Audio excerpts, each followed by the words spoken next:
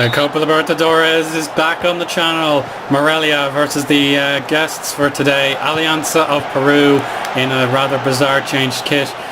Cultured left foot would have been familiar with these guys as he played as them in a Football Manager 2016 series earlier in the year. As Alianza have control of the ball and they've control of the tie.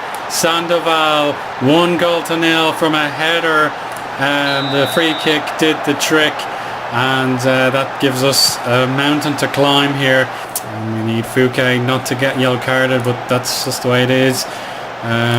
Demand more, please. Chavez to Pizorno, Tevez, and Fouquet is going to be. It's going to be worse than a yellow card. It's a straight red, or second yellow. I don't know what I'm talking about anymore. Absolutely pathetic. And thank goodness that was flagged as a foul against our player. And Morales on the ball, finds the low cross, and just what I was saying, we have Alberto Reyes for the 10th time this season getting us into the game, and it's an opportunity to pounce. But as I say, Tevez is on the ball. He's got Pizorno and Garcia to Gonzalez, and there's 2-1. That's his second. No, it's not his second. Sorry, Sandoval scored earlier, but that was a good goal. Should have been defended better. Because if we look at the group table here, Alianza go top on 4 points. Penarol and Belgrano yet to play, so it's not the end of the world. But Penarol, who beat us on the first game week, will be delighted if we drop points again. 89 minutes. Pizorno to Garcia, and he's in space, but Gonzalez was too far away, and he was flagged for offside. But Tevez, causing more danger, goes for the far post cross. Vitor clears. Rafael opens up to Alvarez, 2 in the box. It's nearly Reyes at the death, but I think Alianza have done enough to win. Oh, definitely now. It was Rosales' header, and Alianza take the victory, 2-1. And that pretty much ends our hopes in the Copa Libertadores. I can't see how we can come back from this. So anyway, we'll move on to the league proper, and I'll hopefully make sure we qualify for the final 8 of the closing stage. See you then. Hello everybody, and welcome to what I believe is episode 113 of the Pentagon Challenge. I've let this series become a little bit of a mess since I'm so many episodes behind in the uploading process, but when you do get here, the stakes are pretty high, as I chased my first trophy while in charge of Penarcas Morelia. But if we lose this episode today and get knocked out of the closing stage quarter-final, then I'll consider this an unofficial end to the series. And there is a very good chance I'll keep playing this game even into the Football Manager 2017 season, but I'll keep most of the records offline, and if I make a particularly huge game, then I'll make a special episode for that, just to make sure I can take my hiatus properly and not get burnt out. But if we win, then we'll make the semi-finals for the first time in a very long time. We have come so far yet again, and we have an advantage, which is excellent, but we have to hold on. And of course the away record we hold is diabolical. I can't remember the last time we have marked an away game with a win in the Mexican league system, so it can go back a long way. I can barely even remember, like, it's just so poor. Yeah, it's probably this game against Juarez, the only time we've won away from home all season. But anyway, the last time I left you was the Alianza game way up here, which we were soundly beaten. Then we got a few good results here against Monterrey, 2-0, and then Belgrano beat us 2-0 in Argentina. We lost to the defending champions Querétaro, then got revenge on Belgrano 3-0. Lost to Dorados 2-0, which is precisely what we don't want to have happen today. That would knock us out of the quarterfinals. Chivas Guadalajara, beat us 3-2. then we got a really good win against Cruz Azul on the last day to make sure the top 8 was guaranteed. So we'll look at the league table very quickly. We managed to sneak in to 7th position, but if we had have been beaten in that game, we would have only had 23 points, and that would have been the end of the season. Atlas, by courtesy of average points, which I can show you now, they were the worst in the league, and they are relegated as a punishment. So you can see the likes of Querétaro will not be relegated anytime soon. Their average points total is so much higher than everyone else, and you can see the average amount of points we have here.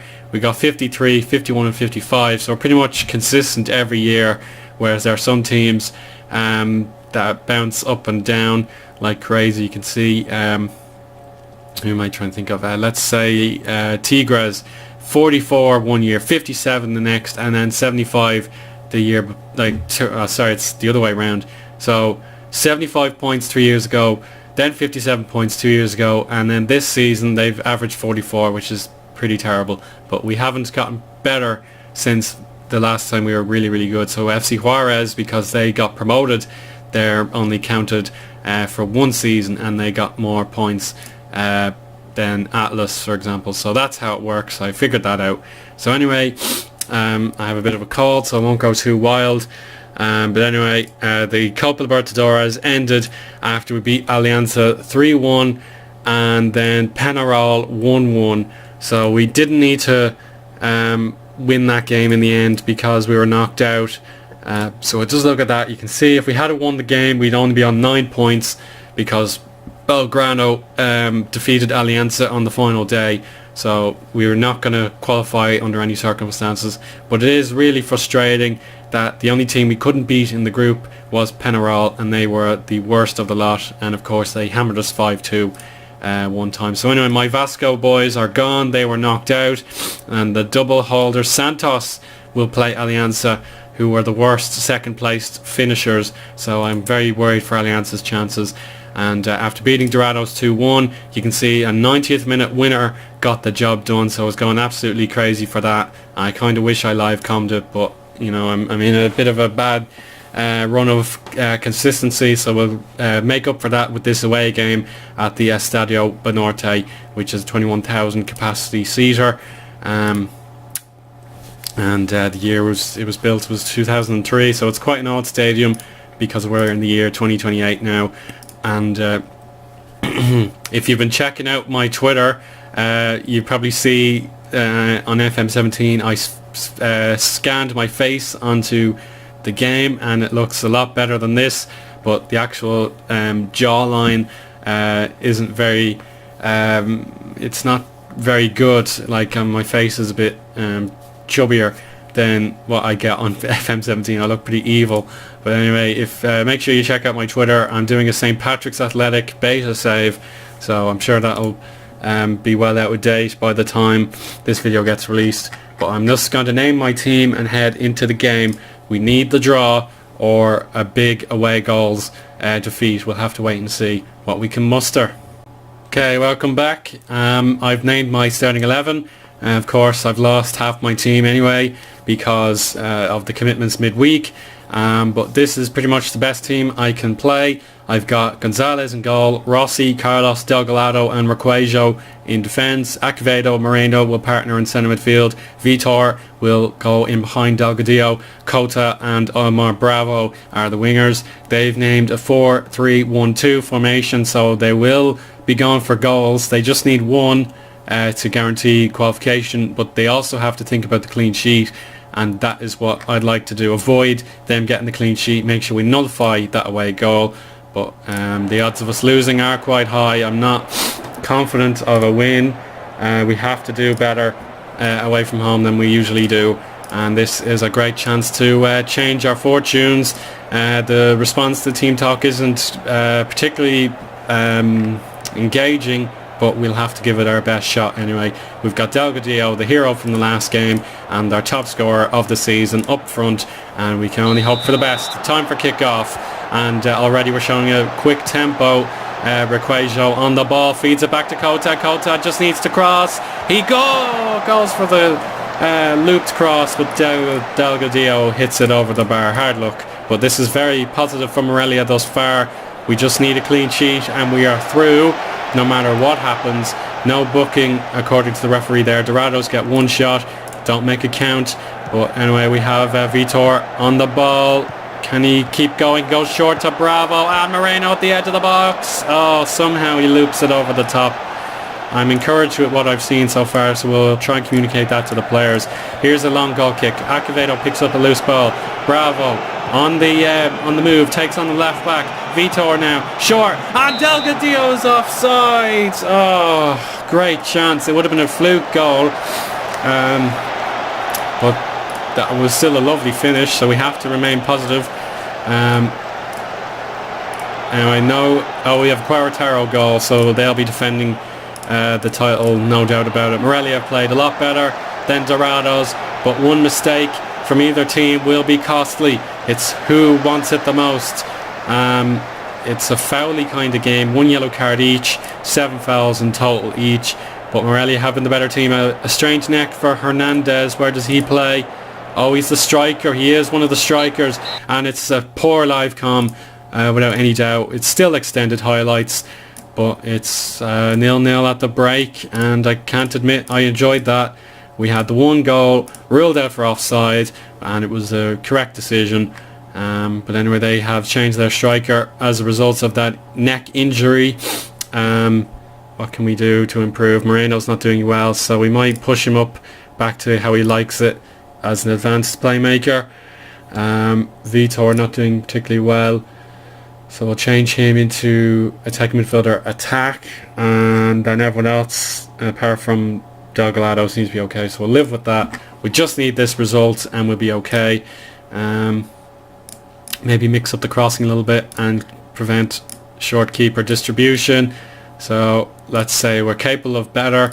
A goal for us would mean they'd have to score twice, but if they score once it's all over, and that has to play into the players' minds, so we just have to keep them positive and the result should come. But anyway, time for kick-off. They've made their change and they move out to the left hand side, back into the centre, and the switch applied to Sanchez. Could this be an early goal in the second half? No, it's a tumble in the box and the keeper was ready to collect, so we just need to concentrate for a bit. That was a worry.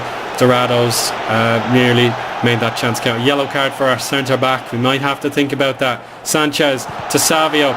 Oh, it's still gone to Sanchez though. Poor cross, but the keeper was a little bit cautious and he went down to knock it out for a corner. The corner though has been turned into a throw in for Dorados, but definitely they've moved into more positive philosophy in the second half, and we have to be prepared. So what I'm going to do now is make some changes. Delgado playing badly and on the book, and he's in the book I should say. We'll take him off, and then there's someone else. A lot of players aren't doing well. I think Okoro can play in Moreno's spot, and that could help the other guys who aren't playing well to book up their ideas. So we'll make those changes and hopefully get a shot on goal. So we may just shoot on sight now. I don't really care as long as we get some shots against our goalkeeper. We have Luis Manuel Cota going all the way to the byline. Oh, how did that not go in? It looked easier to score, but incredibly Delgadillo couldn't get a touch. Dorados have made their remaining changes and they are in threatening positions. I think they've gone for centre midfield dominance. They have, so mark up him, Orozco, and Cherry looks to be their other substitute, so we'll mark him up as well. Not quite fully, yeah. So anyway, I'm pretty okay with that. We just need a blooming shot. Come on guys. Yellow card for Requajo, bad omen. Still 0-0. Vitor is fouled by Orozco. Orozco is not booked, so it looks like they're going to get an opportunity. I don't know what to do here. This is tough. I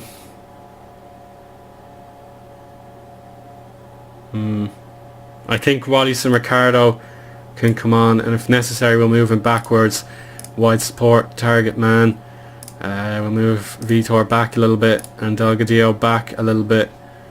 He can play deep lying forward support just to make sure everyone is clued in, and we might go structured and be more disciplined. So no time to get cautious, but we just have to avoid a goal, because if that happens we're gone. It's Sanchez at the far post, and that will be the goal. Oh, Villegas has tapped it in, and now my game plan is ruined. We played terribly this second half, and we have to score now, or else we're going out of the quarterfinals yet again. Kota, great ball, Delgadillo's done it. Yes, that's it.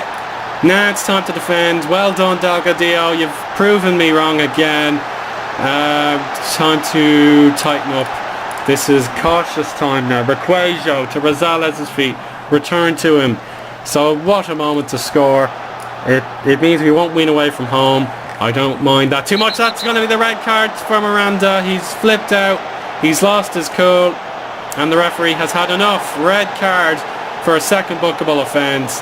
And we can tighten up and waste a bit of time, stick to positions, and maybe go for the win, but it's not the priority. I will live if this is a draw. Wellington Mercado goes down.